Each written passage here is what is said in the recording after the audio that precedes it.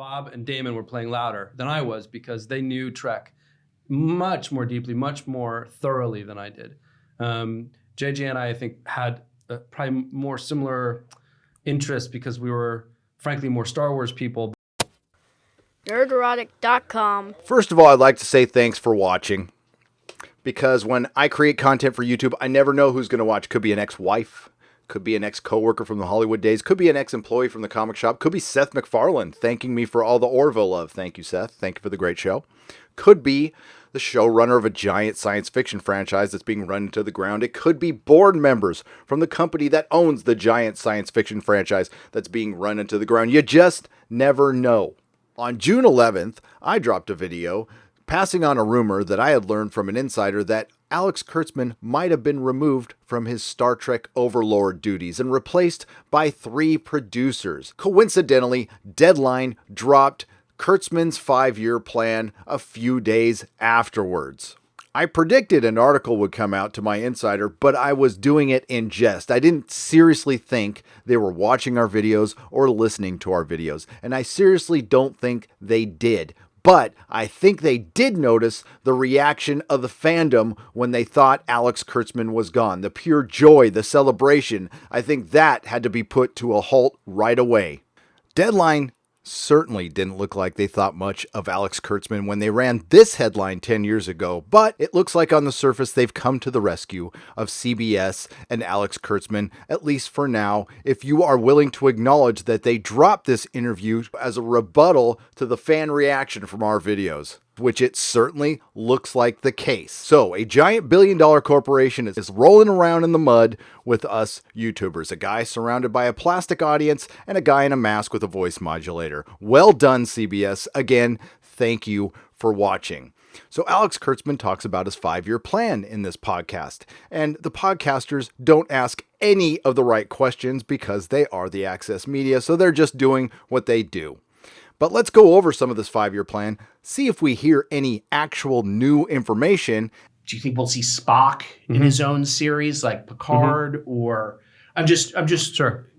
Just curious about how things are spinning off. Yes, so that was David Staff who made that comment, and absolutely, the plan is multiple shows, and there are multiple shows in development right now. The thing about the shows is you have to understand that it takes really a year from writing to finished product. It's sort of like animation because you got to factor in about 7 months of CG work and then 4 months of prep, especially if you're building sets for a new show for the first time. It's a massive endeavor. It's huge. It takes 4 to 5 months to build the sets. So it's not like they're all going to be on the air at one time. You know, if we know that there's going to, if David wants a show, always, I have to start planning 2 to 3 years out now. Oh, wow. You know, and that's what we're doing. So the goal is not to have them be on top of each other, nor is it to rush anything out that's not ready. From comicbook.com, February 4th, 2019, Star Trek Alex Kurtzman offers update on Lower Decks, talks second animated series. Yeah, we're in development on that now too, and that's happening for sure, Kurtzman tells comicbook.com, owned by CBS Animation. It takes a year. It's actually very much like what we're doing on our shows because of the visual effects component.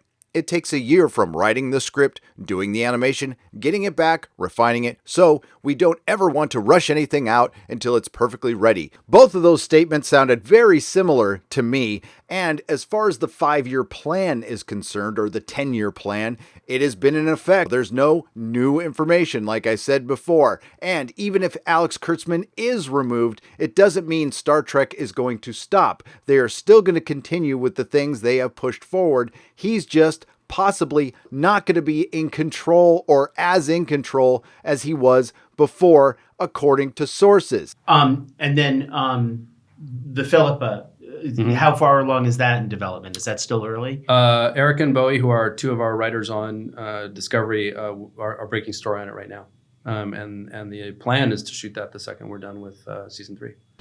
Okay, so what would you say is the status of the Section 31 show? Has that got a series order, or is it still pilot phase? How's that working? Eric and Boy are just breaking story now, and they're double dutying between Season 3 of Discovery and Section 31. So we're just breaking story, and the plan is to start shooting it as soon as we wrap Season 3. So you have a series order? We don't have a series order yet. We're just breaking story now. As soon as there's a script, usually they order a series off of a script. But everything's in place for that now. Right, and that show, if that were to drop, you'd expect 2022 kind of thing? Yeah, I mean, look, what we've found on these shows is they take an enormously long time to prep and an enormously long time to post. And what we don't want to do is rush anything. It's not worth it. Fans will be really disappointed if they feel like we're rushing them through the experience that we're making. So I would say roughly, we're in 2019, 21, 22. Well, there was no new information on that, but at least the guy from Trek Movie back in March asked the right question. Has it been ordered to series, or is it still in pilot phase? Which is a very important question, and we haven't gotten an update on that as far as Section 31 is concerned. Again, we're going to go back to the comicbook.com article owned by CBS from February 4th, 2019. Star Trek Alex Kurtzman offers update on Lower Decks, talks second animated series, which is the unnamed Nickelodeon series. In addition to Lower Decks, there's also a second Trek animation series in development. Kurtzman confirms that the second series is aimed at a younger demographic. I think you will find that it is utterly reverent of everything we love about Trek, Kurtzman says, and so our intention is that actually it will also appeal to older kids too, even though yes, it will traditionally look younger, but no, I think hopefully the age range is somewhere between 8 and 45. And then the animated series, what do we know about that? We know a lot about that. Yeah. So the Hageman brothers are doing a show for Nickelodeon, and that will be entirely different from Lower Decks, which Mike McMahon is doing for CBS All Access. And, again, in the spirit of each of these shows has to feel very different. Mike's show is really for kids, I would say 11 to 70. It sounds like you got the script mixed up on that one a little bit, but you can't really blame him. He's been repeating the same information for months. The key word here is plan. What I love so much about the way Mike is doing is planning things is we hear that quite a bit, and we hear it with the animation, although we did hear some new information. There are storyboards with the Nickelodeon show. And then I won't announce the name of the Nickelodeon show, but that's a really different show. That's a show that's for kids younger, full CG animation. It's going to be incredibly cinematic. We just started seeing boards this week. It looks like, wow. It's on par with Love, Death, and Robots. We did get some news with Star Trek Discovery, but of course the podcasters did not ask anything about Netflix. Right. So is Picard shooting now, and you're breaking story on season 3? Yes. So Picard is in the middle of shooting, and we've broken the season, and the scripts are.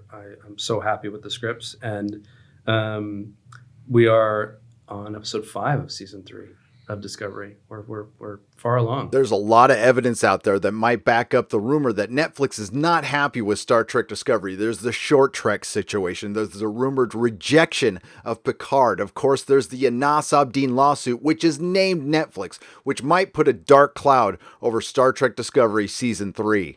That's the other thing.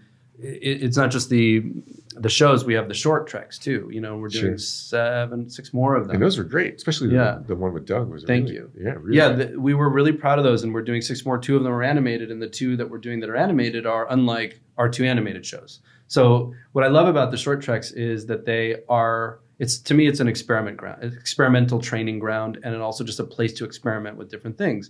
Directors who we've never worked with before, tones we've never tried before. Again, I'm not hearing anything new here. It sounds exactly what Alex Kurtzman and Heather Caden spoke about on CBS All Access during In the Ready Room months ago. We're doing 2 more for this season that are animated, not at all like what we're doing with Lower Decks, which is going to be our new animated show. So a completely different style of animation. Now, were they planning on having those out during Star Trek Discovery Season 2, or are they planning on having them in the future? And I think they're also going to answer some questions of things that we've dropped into the first season that maybe you didn't even know you had questions about, but we're going to fill in some blanks. Well, then I hope they're planning on doing 90 short treks to explain all the holes, not blanks, that are in Star Trek Discovery Season 1 and 2. What I love about the short treks is that we are trying to expand the boundaries of traditional Star Trek definition without in any way violating what people love about Star Trek. And so the idea that we get to try different short stories with very different tones is exciting to us. And styles. So, and styles, exactly. Like each one wants to look different and be about something different. But if you watch it in and of itself, it's hopefully a satisfying experience. And then when you watch the season, it Kinda makes adds that even to- more, yeah. right, because you've had that too. So that's been the goal of it, and we're excited about. There's going to be two very different animation styles with two references to things that have happened in the season, and it's just another interesting way. And it won't be anything like Lower Decks. So what we really have here is a lot of repeated information, and the only new news we heard concerning Lower Decks, Star Trek Discovery Season 3, and Section 31 is that we have storyboards and scripts and plans, and I'm certain the Amazing Spider-Man sequels for Sony and the Dark Universe movies for Universal had storyboards and scripts and plans as well. It seems like Alex Kurtzman is definitely an ambitious bloke, but sorry mate, your IMDb shows you don't have the talent to pull it off, and when you're trying to spin everything off of a turd, this is what you get. But that being said, hey, it sounds like Alex Kurtzman is large and in charge. But there are some new nuggets that we did hear that I found very interesting that really have nothing to do with the shows, but it has everything to do with listening to YouTube, paying attention to the internet and the fan base. How are you with the fans now? How are you with what they represent and that dialogue and that the tonality of their conversation? It's been a long journey, and it continues to be one. I can definitely start by saying that this isn't just lip service. I actually, the fans' point of view has become necessary for me, because the fans have kept Trek alive for 53 years, and the internet has now made it possible for me to know in real time how people are receiving our choices. And as you're writing, you can subtly course correct, there's a lot of opinion, right? I've sort of come to the realization that if you're at a 50-50 split, you're doing well. It's when you're at 90-10 that you're in real trouble. That seems to be the general sentiment in Hollywood these days, but I wonder how CBS feels about half of the audience being pissed off, because that's half of your audience that's not buying your product behind a paywall. So we're constantly talking about what is the zeitgeist in the world, what are people wrestling with. Obviously, Trek, in some ways, I think is more relevant now than ever. And it's always been relevant, but it's more relevant now than ever because our world is so divided. But it's okay to have a split audience, and that's the main problem people have with Star Trek Discovery, including myself. Star Trek Discovery is a mean show that plays into the divisiveness that's going on right now, when we really do need that old-fashioned, tired message of hope that Star Trek used to tell us. The nature of Trek is such that people take opposite sides of it. They engage in a debate that I think is part of the vitality of Star Trek. So I get that, and I've come to see that for what it is, as opposed to taking it personally. That's wise. Because it's very easy to take personally. I would say in general, I do feel like, with a couple exceptions, and now I read everything, which is really new for me. I mean, really new for me. I stayed away from it for a long time. I would say that I would characterize Star Trek fans as being very generous of heart. I am generally curious to hear who those exceptions are. No, I don't assume it's me. I don't assume he's ever heard of me or watched any of my videos. Now, the reason I think this interview was dropped whenever it was recorded was because of the reaction. It really wasn't because of any of our videos. It was the reaction, the jubilation at the reports that he might have possibly been replaced as the overlord of Star Trek. Nobody really reported that he was fired. His name is still going to remain on all of the shows, just like Brian Fuller's name is still on all of Star Trek Discovery. He has nothing to do with it. That happens all the time. So we will see. It certainly sounds like he's large and in charge. Now, the only thing that made me think a little different was one specific question that was asked during the interview that he did not answer. He talked his way around it, as they tend to do in Hollywood. He was asked if he would direct any future episodes. And will we see you direct again in Picard or even in season 3? Yeah. Well, I think part of my wanting to direct it was I knew we were shifting tones a bit in season 2. I wanted a more buoyant tone, and I wanted to change some of the way we were shooting. Okay, buddy, I got this. I believe the man asked you if you were going to direct any future episodes of Picard or Star Trek Discovery. I wanted to change some of the way we were shooting the show. We switched to anamorphic film, digital, but anamorphic. Okay, maybe I should reword this. Are you going to direct any future episodes of Star Trek Discovery or Picard? Is an essential part of Trek. It's part of why it's existed for so long. And I wanted to, set the boat off the dock in the right way. Okay, there's these 2 shows that you are supposed to be the showrunner of. The person asked you if you were possibly in the future, which is not the present nor the past, going to possibly direct, which is not producing or talking about anybody else directing, an episode of Star Trek Picard or Star Trek Discovery. And you can watch any Spielberg movie 1,000 times and still learn something new every time. What you see is the shot is there for a reason. Maybe this is a good thing. As long as he's talking, somebody else is making Star Trek. These things are very daily conversations that we're having with our directors and making sure that they are bringing those kinds of approaches to it.